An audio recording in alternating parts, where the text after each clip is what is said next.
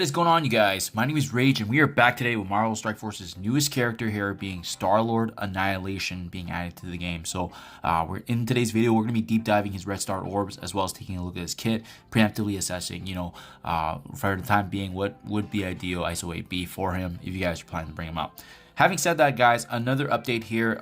They did actually acknowledge here that the Knowhere team is going to be playing a critical role in recruiting new strike members, and more so that last line where it looks like that in the not so distant future, the entire Knowhere team is going to be called upon to help recruit the next legendary character. So they're giving us intel here that essentially this team potentially is going to be needed for another legendary. Having said that, with what we've seen before as well, we don't know if there would just be those 5 characters needed. There might be other options available on top of this to help recruit for the next legendary, kind of what we saw with Nova's event. That said, guys, it creates a constriction in the game where we do have to put some emphasis now. If you are planning to, farm these characters, we may need them at a certain level or brought up to a certain point to participate in the next legendary. And obviously, I'll keep you guys posted as that information comes to date. But this was released today, so just a heads up there. Having said that, Star-Lord Annihilation, let's get right to it. So, we know he's going to be joining the Knowhere team as part of the Alliance War team. He's going to be focusing on damage, as well as bringing additional focus for a team. His specialty really being multi-enemy attacks, as well as applying negative effects. And what's cool about him is his special does apply blind for 2 full turns.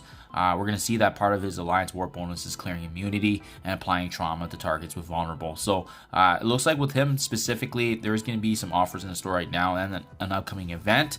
As we've always seen with these characters being added, there's always a way to feature them. But thankfully, I do like to see that it's an upcoming event. Might be in the way of a milestone. We'll see that information as it comes to date. But with every character unlock and being added into the Marvel Strike Force universe, we do get a promotional time period of the increased drop rate. So we're going to be taking advantage of that. We're going to be taking a look at his kit, and again, taking a look at what Iso-8 does make sense right now with him being added.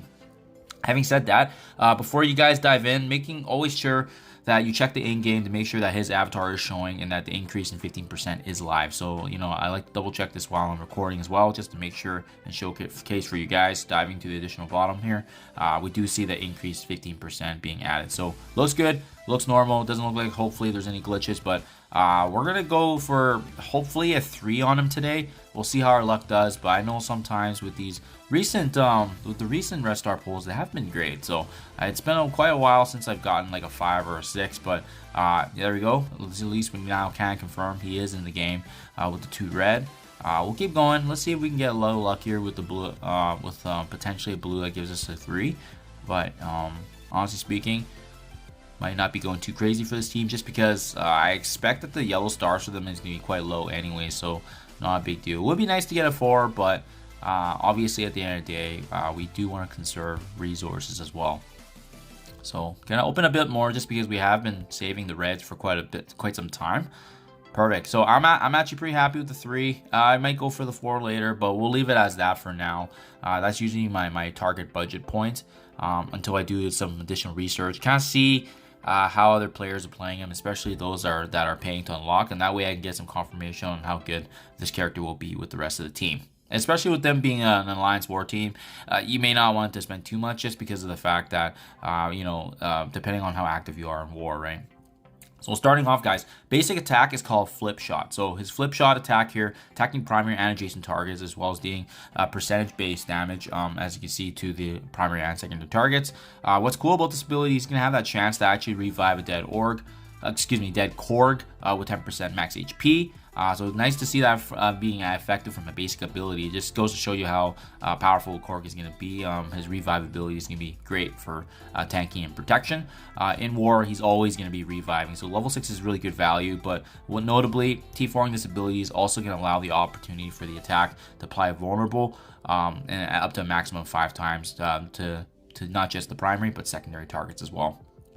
Bullet Spin is a special ability here, applying blind to primary targets. Kind of similar to the original Star-Lord, where they do blind targets. You can see here what's notable, though, is that he's also going to be applying the vulnerable that we saw with his basic attack up to a maximum 5 times. In war, he's gaining additional focus. So it doesn't really make sense to use Skirmisher on him, especially if you're using him for war, because he's going to be getting a lot of extra focus for this attack anyways.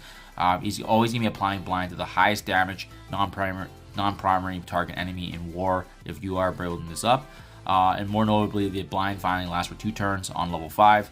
Level 6, it's going to be, again, in war, applying for 2 turns to the highest damage non-primary target. So someone that you may not have potentially selected, but it's just going to be crippling to the team. And then lastly, with the T4 upgrade here, a notable increase in damage. That's pretty sizable, but as well in war specifically, if Nova's an ally, he's also going to be clearing immunity from the primary target. So that's pretty good in terms of just making sure that your abilities and conditions can actually be utilized by clearing that immunity there. So for that reason, guys, I think his special is actually worth T4ing right away. It does do a lot of value and it increases the damage notably, especially that cleansing of the immunity if you're bringing him up as in the war, especially with Knowhere. Spray and Pray is his ultimate ability. He's going to be applying heal, block, bleed, and this is going to be increased here with the damage as we level this ability up. Level 6 gives you 2 turns of bleed, heal, block, and lastly, the T4 here in war applying trauma. So it's a good sizable increase to the damage as you can see here, but as well, I would only T4 this ability if you guys are planning to bring him up into war outside of the other game modes, because other than that, I would stop at level 6. It's a good size increase here, but really the value you're getting is the trauma for each target vulnerable, and again, he's going to be getting that from his special and his basic ability. So his special and ultimate really does make sense if you're bringing him up as a war character. And lastly, Ragtag Commander. So with this ability passive, when this character or Knowhere drops below that 50% HP threshold, he's going to be applying evasion just for some natural protection, right? Additional focus is going to be granted. He's going to be allowing them to have accuracy whenever there's deflect or minor deflect, so adding some additional protection. And then once again, in war, the added bonuses of him applying offense down for 2 turns to all enemies, as well as an additional focus for himself and Knowhere allies. So again, this passive really only makes sense if you're 100% planning to bring himself up to war, but as well as rounding out the rest of the Knowhere team. If you're just planning to use him in the game modes, like in PvE aspects, I would stop at level 4 because you're not going to be getting any value there. So his special, his ultimate, T4s does make sense. His passive, only if you guys are playing him to bring him up in war. And for that reason, guys, I think he's going to be getting a lot of natural damage. And I can see 2 ways going out for his Iso-8. Striker, he's going to be getting additional attacks and taking advantage of the fact that his basic and special already applies vulnerability.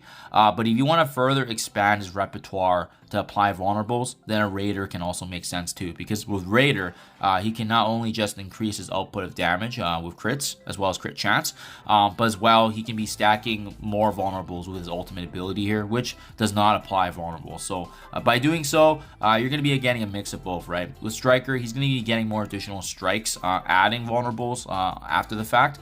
Or Raider can also turn his ultimate into another opportunity to apply vulnerability, setting up the stage here, obviously, for his trauma to be impacted in war. So I don't think you can go wrong either way. It's really just going to depend at the end of the day what the rest of the mechanic of your team is, right? You obviously don't want to have a full team without strikers, and you also don't want a full team, just of skirmishers and raiders, while capitalizing on the striker. So just food for thought, guys. Good to know for sure. That's it for today, guys. Hopefully, I hope this helps you guys in your guys' reference. Good luck in your rest or orbs. Hopefully, you guys can do better than a 3 as well. Thank you as always, and I'll catch you guys in the next one.